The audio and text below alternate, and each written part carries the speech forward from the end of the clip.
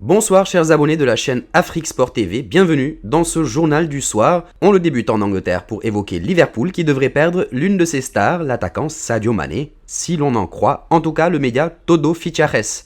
Liverpool prépare une révolution dans son équipe l'été prochain. Il faut dire que la saison des Reds a été très loin des objectifs fixés et la direction sportive prépare plusieurs changements dans l'effectif.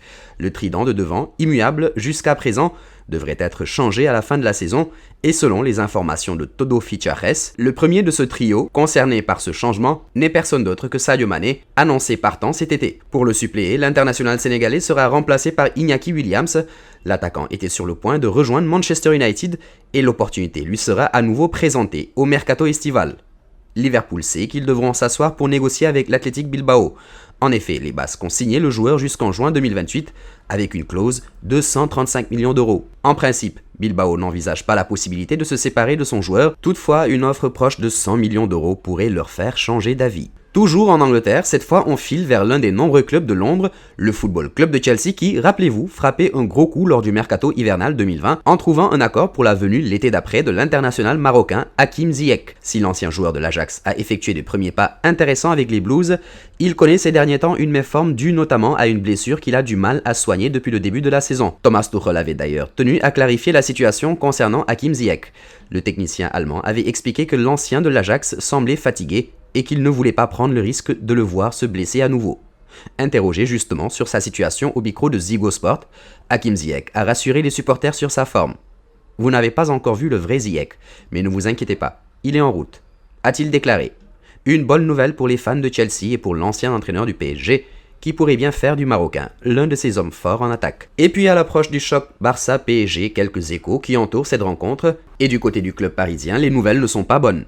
Remplacé dès la 11e minute de jeu lors du classique face à l'Olympique de Marseille dimanche dernier, Ángel Di María a été touché à la cuisse et les examens passés par l'Argentin ne sont pas bons, révélant une lésion. Ángel Di María devrait déclarer donc forfait pour le choc face au Barça en 8e de finale allée de Ligue des Champions dans une semaine. Touché dimanche dernier, en clôture de la 24e journée face à l'OM, l'ancien du Real Madrid avait été contraint de céder sa place peu avant le premier quart d'heure de jeu. Sa durée d'indisponibilité est estimée à un peu plus d'une semaine, ce qui le prive de facto du premier affrontement entre Parisiens et Blaugrana la semaine prochaine. Un coup dur pour un joueur qui revenait bien ces derniers temps. Retour en Angleterre avec une figure de la Premier League, l'arbitre anglais Mike Dean, qui a demandé à ne pas officier ce week-end en championnat. Et pour cause. Il a reçu des menaces de mort après plusieurs décisions controversées la semaine dernière. Une situation qui a interpellé au plus haut sommet des arbitres anglais. Leur patron, Mike Riley, est en effet monté au créneau. Mike Dean, qui a arbitré plus de 500 matchs de Premier League, vit sans doute les moments les plus sombres de toute sa carrière.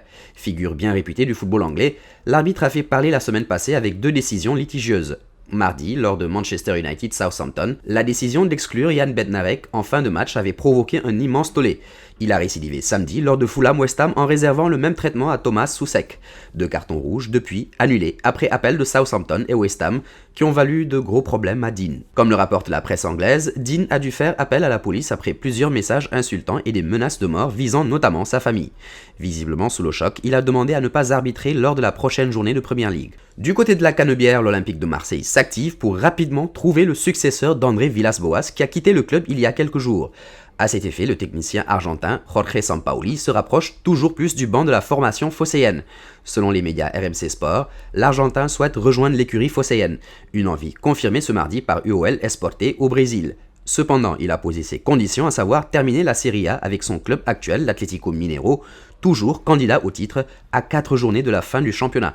Le technicien partirait ensuite avec le sentiment du devoir accompli, considérant déjà avoir réalisé une bonne saison. De son côté, la formation brésilienne est prévenue et ne devrait pas s'opposer à son départ.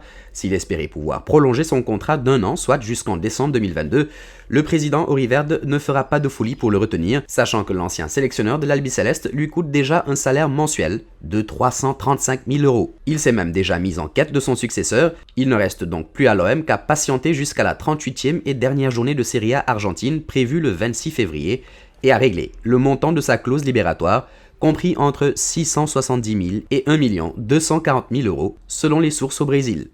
Vous l'aurez compris, Sampaoli n'a jamais semblé aussi proche de l'OM. C'est la fin de cette vidéo, mais avant de nous quitter, nous vous provoquons et si vous n'êtes pas encore abonné à Afrique Sport, c'est le moment de le faire en activant la notification représentée par la petite cloche pour ne rater aucune info sportive d'Afrique et d'ailleurs.